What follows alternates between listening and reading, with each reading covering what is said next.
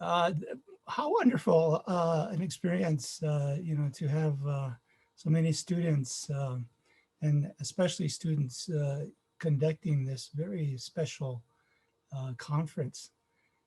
It's really my pleasure to have this opportunity to share some thoughts and some perspectives about sustainability education, about Indigenous education, and also about hopefully our prospects for the future in terms of really developing a different kind of educational system that actually helps us to address the many challenges of climate change.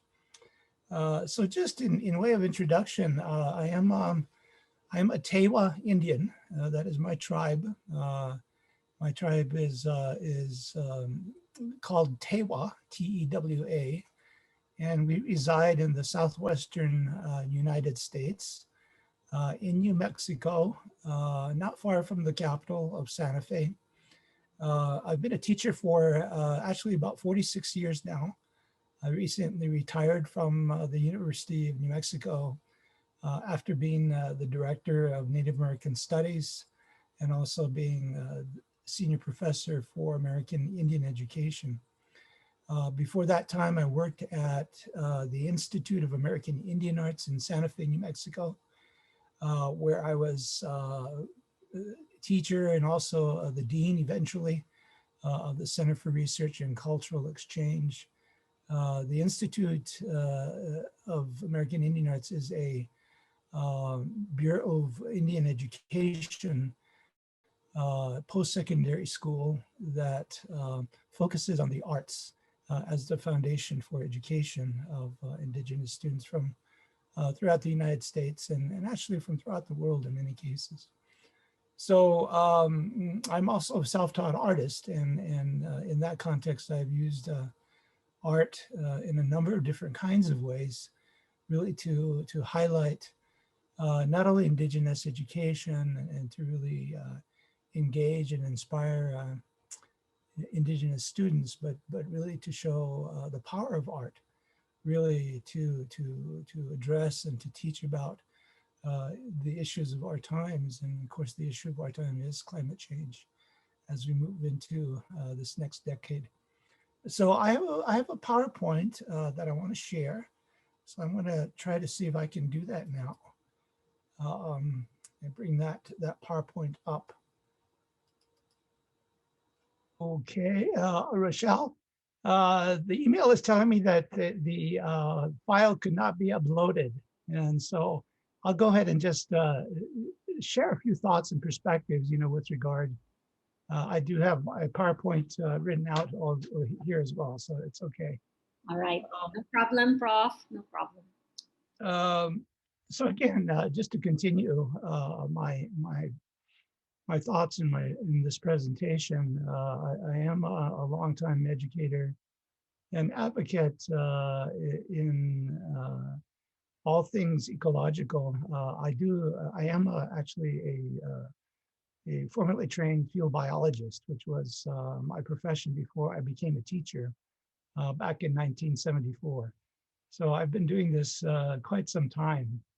I really appreciated the preceding speaker, Giselda Anda, in terms of giving an overview of the many things that are already happening in the Philippines with regard to sustainability education for students. And I just want to commend her and also all of her advocates, for the work that is continuing to happen really in the Philippines, because it's so ecologically biodiverse rich, and really is a very important place to preserve.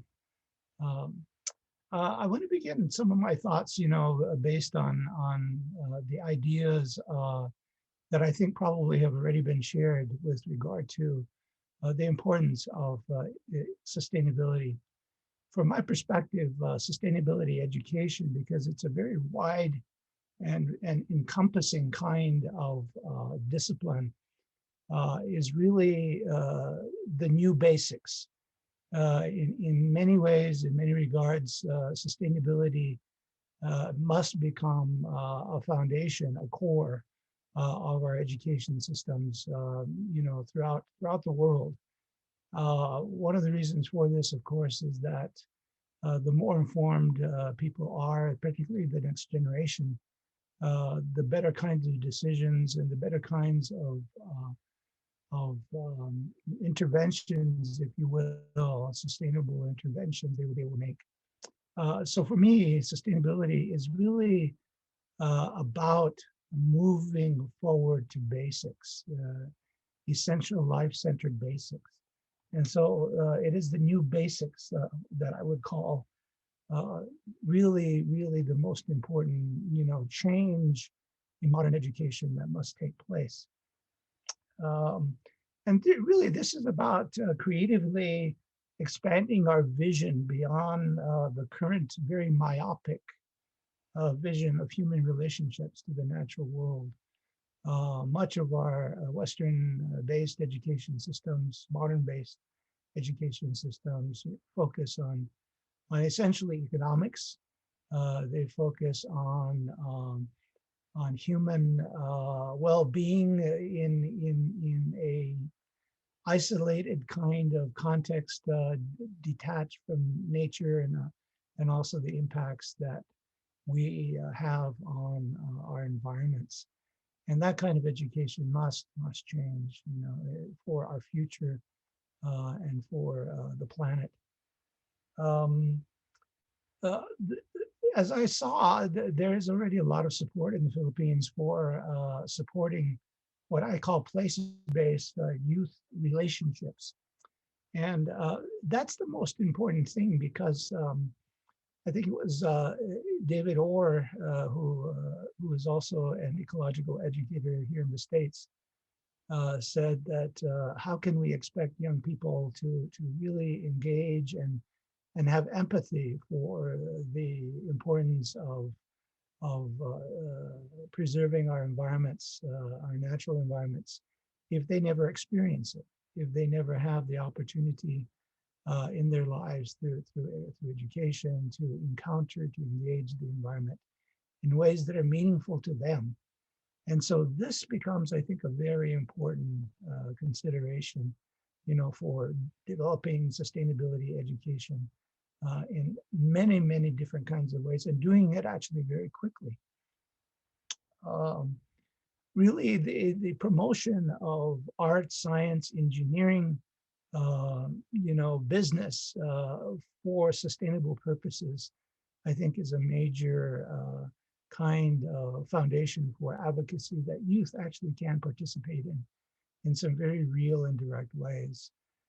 We have to begin to influence a change and a shift away from our current modern economic paradigm of viewing the natural worlds as natural resources for profit, towards really understanding and respecting our relationship and also our responsibility to our environments.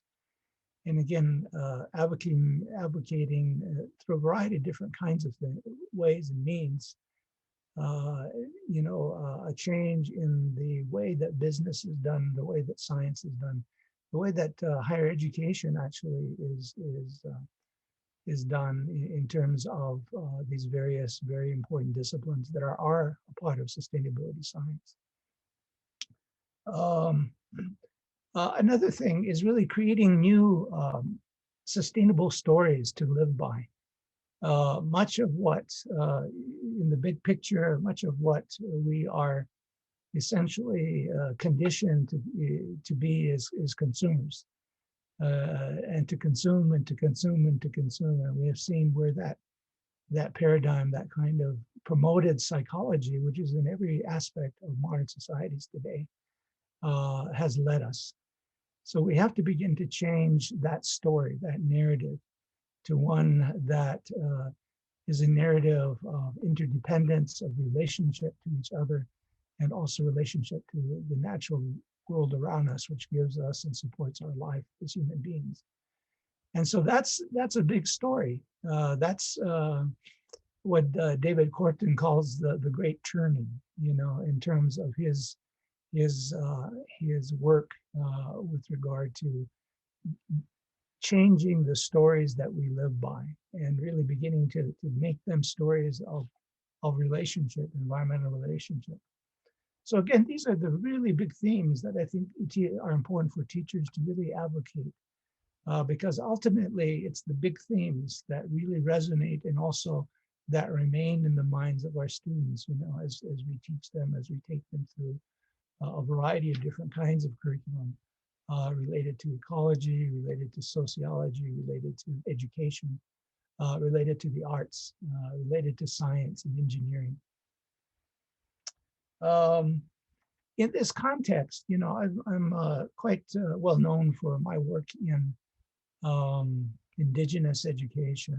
And so certainly beginning at the Institute of American Indian Arts, where I started my teaching as the science teacher in that school, I began to really sort of shift the paradigm away from teaching science as it's usually taught in most mainstream American classrooms, at least, from really a focus on just textbooks, really to a focus on engagement and encountering the natural environment in ways that allow students to really develop an empathy for what they are learning about, and also really have the opportunity to learn from their own histories, their own indigenous histories of ecological relationships. And so that really began my own journey as a teacher to really begin to explore what is called culturally responsive education in science. This, of course, is not a new area, but in my day, in 1974, it was a new kind of an approach, very little written in terms of how you actually do this. So in many ways, my students and I actually constructed a curriculum that allowed us to begin to integrate science with art, with the cultural perspectives of the students in my class. And that began a foundation for the work that I still do today around what is called Indigenous science. Um, and so these are the ideas, you know, that I think are important to really begin to home in on and develop in new ways, you know, in a contemporary context.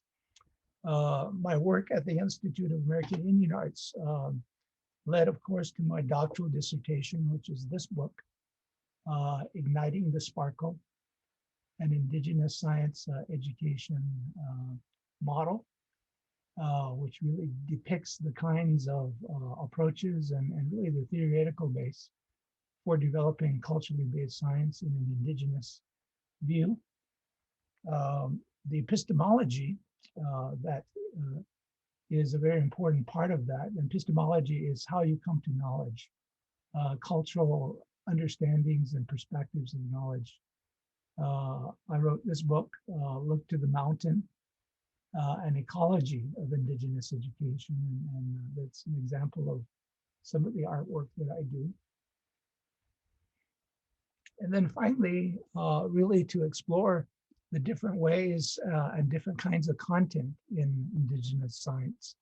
I wrote this book called Native Science, Natural Laws of Interdependence. And of course, I've written a number of other books really that describe my own journey, you know, as a continuing lifelong student, you know, of Indigenous ways of knowing. All of this, of course, coupled with my background as an Indigenous person coming from an Indigenous community. There are a lot of different kinds of questions, I think, that one has to really reflect on when you're trying to understand the issues that we are facing today. They are very complex, as Giselda Anda has mentioned. Even within the context of the Philippines, there are unique issues, unique problems, but they connect to the larger issues, you know, that we face through climate change as a whole. And I'm reminded that a lot of the kinds of things that I've worked on as an educator really have revolved around what I'm going to call a regenerative education, a regenerative education.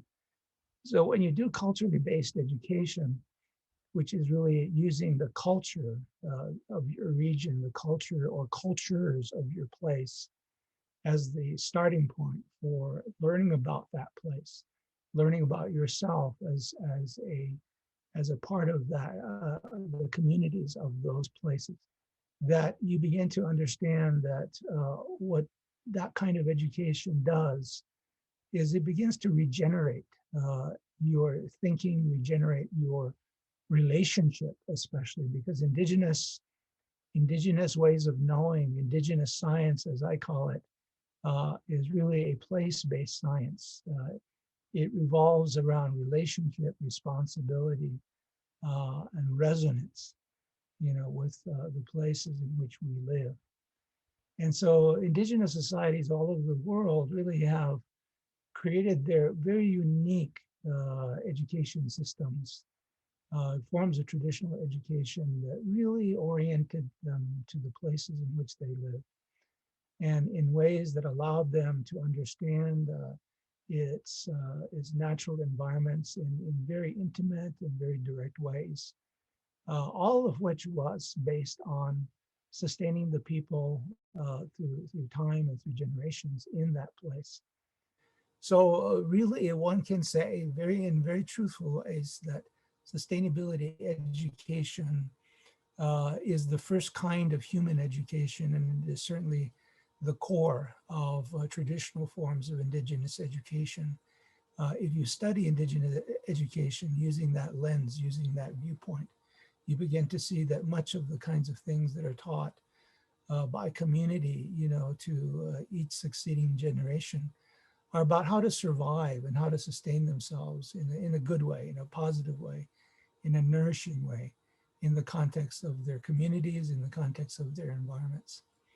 And this is what the advocacy of Indigenous education is really all about. It's really, first of all, putting Indigenous students back in contact with their cultural selves, uh, really helping them to understand that all life is the result of our relationships to the earth. And ultimately that is the big question of our time, how we are going to relate in new ways, with new stories, in regenerative ways to our environments. So this is what I call regenerative teaching, learning, and education. Really, you begin with the children.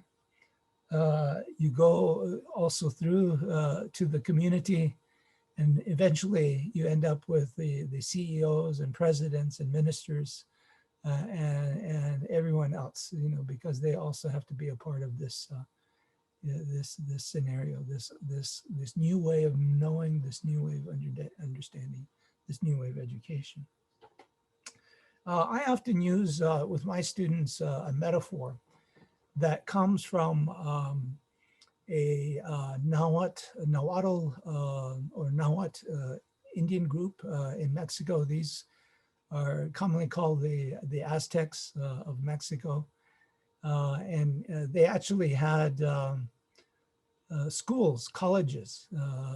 They had one college for what we would call the humanities, the arts, the poets, the artists.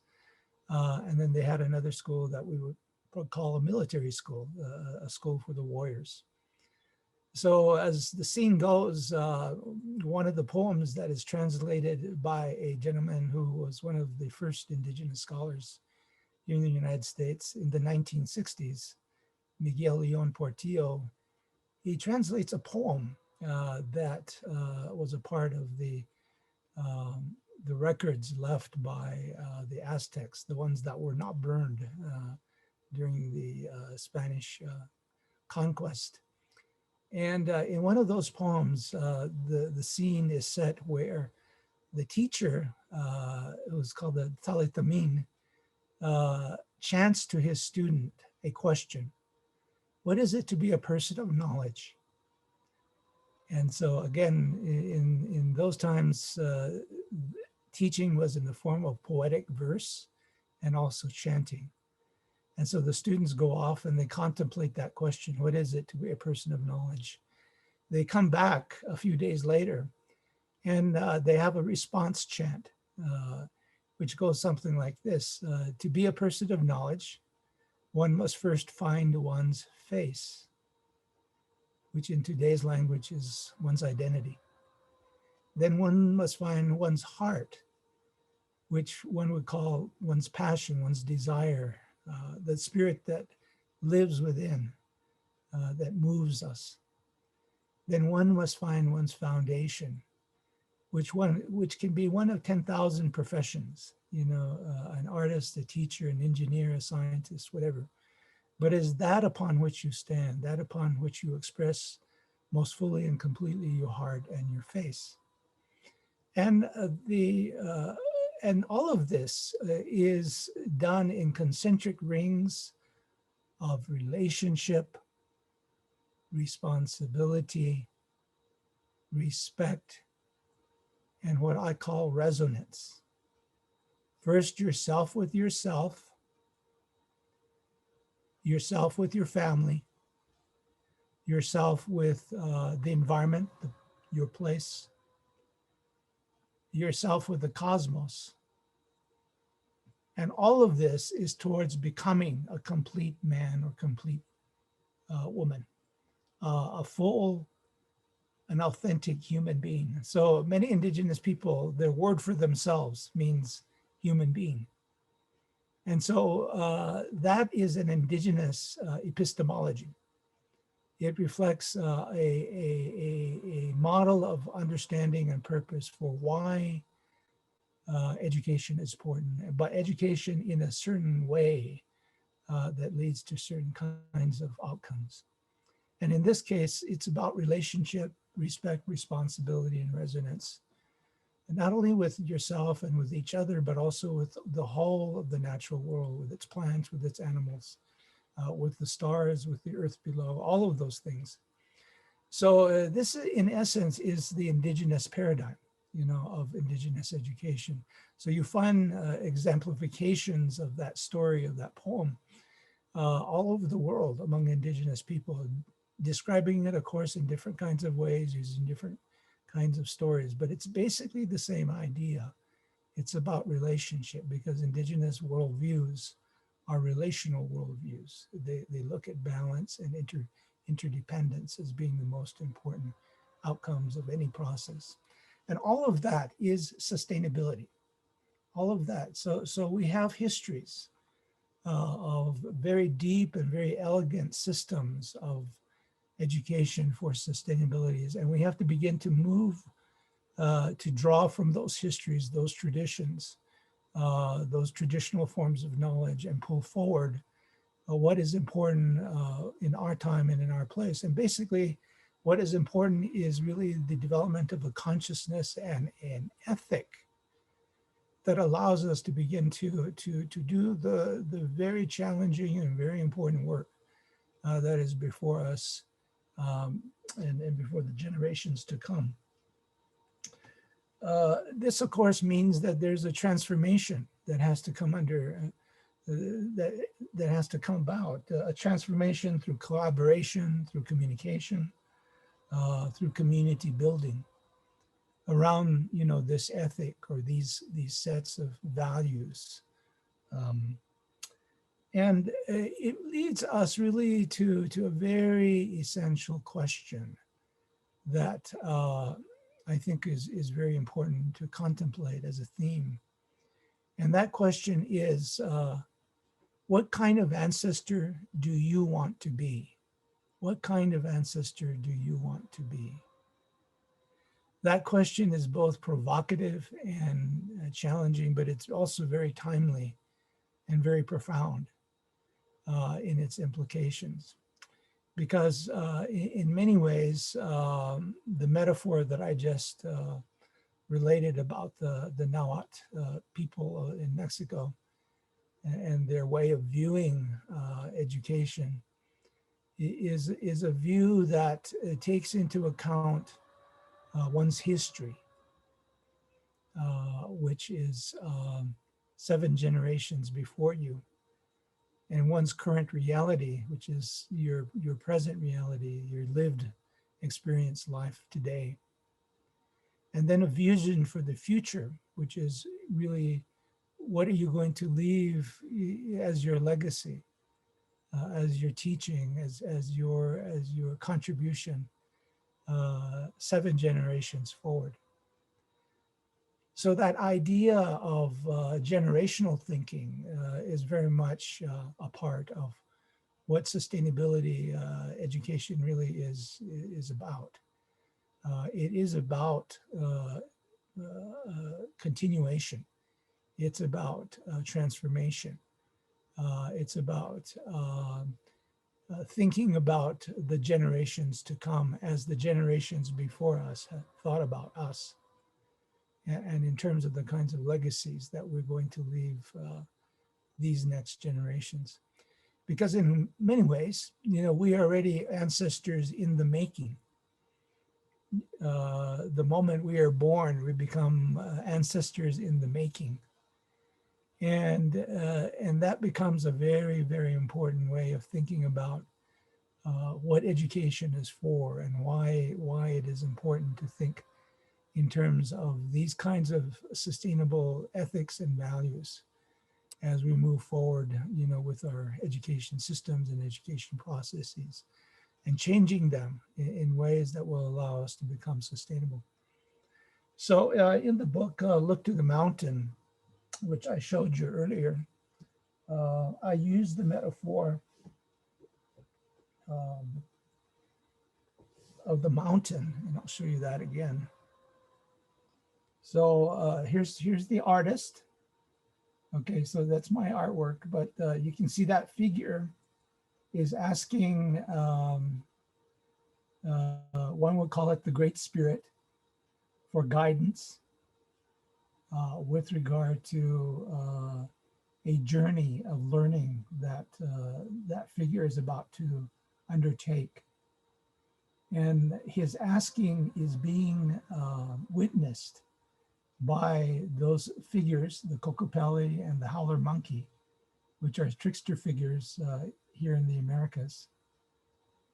And the figure is making a connection, a conscious connection via the rainbow, to that entity that guides all. And as he's walking that rainbow path, in that process of asking.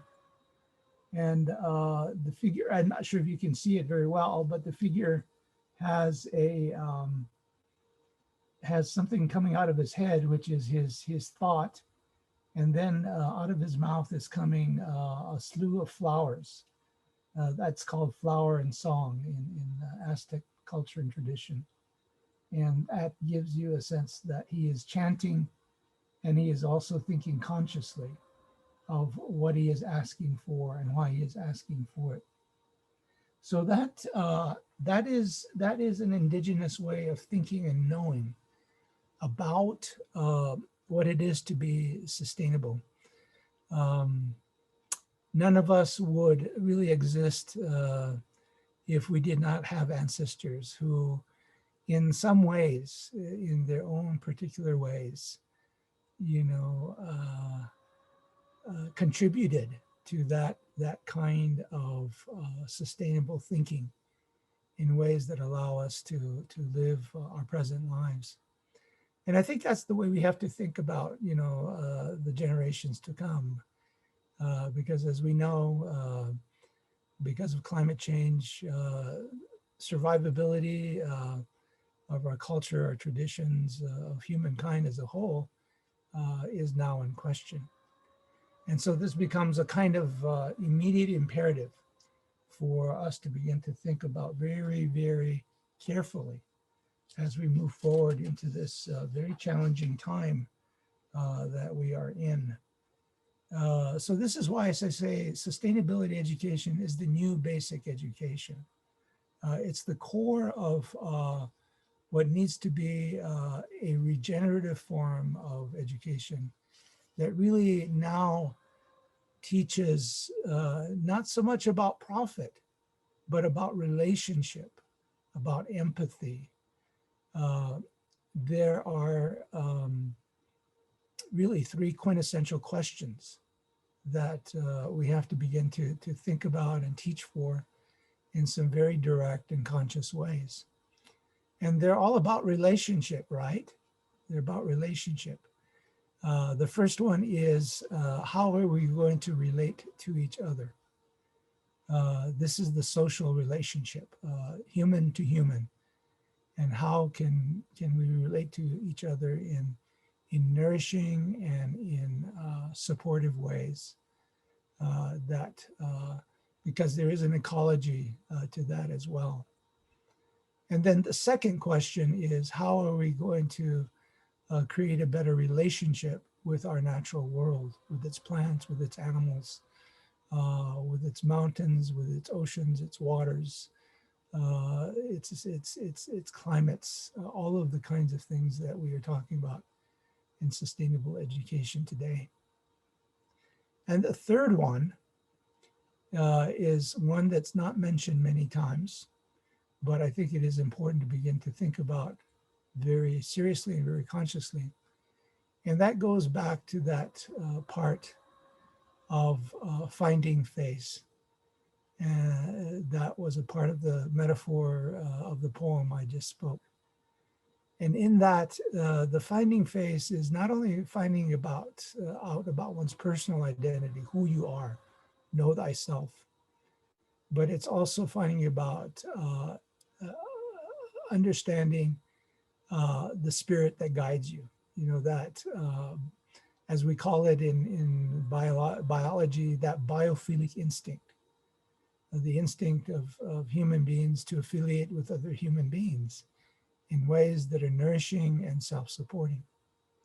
So when one studies indigenous forms of education, traditional forms of education, one immediately sees that they are what we call life-centered forms of education. The intent is to perpetuate life of the person, the community, and all of nature. And so that life-centeredness becomes a very important metaphor, a very important kind of core value that I think has to begin to once again guide us. So all over the world, indigenous people are struggling, and many of the struggles that indigenous people have are usually, you know, the defense of their land, their waters. I know that this is the case in the Philippines, but it's really the case of indigenous people all over the world who rise up to defend their land, because their land is the place that gives them life, that supports their life, that supports their community and their culture and cultural ways of knowing. And so this is why you find many times indigenous people at the forefront of environmental justice issues consistently all over the world, here in the United States, in Mexico, Central and South America, in Africa, in the Philippines, in Asia, all over the world. And this is really the reason why, is that this is a deeply internalized aspect of indigenous identity, this connection to land and to place. And so in spite of the fact that indigenous ways of knowing are many times marginalized, actually they are marginalized in modern education systems. They're marginalized in society as a whole. It's really indigenous wisdom, which is really the oldest human wisdom, that may, at the end of the day, be our most saving grace. It will be that kind of wisdom and that kind of set of core values that ultimately will determine whether we're able to sustain ourselves as a species on this planet. And so that then becomes a very important imperative that as indigenous cultures and languages and traditions and forms of life, ways of life, I should say, diminish as they become extinct, that also impoverishes the human diversity pool, the human diversity of ideas, of possibilities, of the range of wisdom that we need now to begin to apply to the issues that we have as a people. And finally, I'm going to say a little bit about community, because I'm also very involved with community and building of community. What Indigenous education did, and also what sustainability education does and has the potential to do more of, is really build community around core values. And those core values, again, are really life-centered values, biophilic values that allow us to think more richly and more completely and comprehensively about our role as human beings, and our lives, in this, on this planet. And so that idea of community becomes the medium and the message. Build community, build community, build community around these issues in ways that allow for everyone to be included, in ways that are important and in ways that allow them to participate in this, in a sense, regenerative form of education. And so community becomes the medium and the message. Many of the issues and challenges we face, individuals alone cannot really make an impact, but it is through the community and through community action and building and processes that we're able to make a difference. Ultimately, civilizations are not the human, are not the real human character. Civilizations come and go, but communities are really the sustainable factor of human culture. And so as we begin to really think about what is important to teach about, to teach for, to learn about, I hope I've given you some insights into this perspective. Again, there's more, there's much more. I've written 10 books on this, so I'm very aware of how much more there is. The positive thing is that teachers,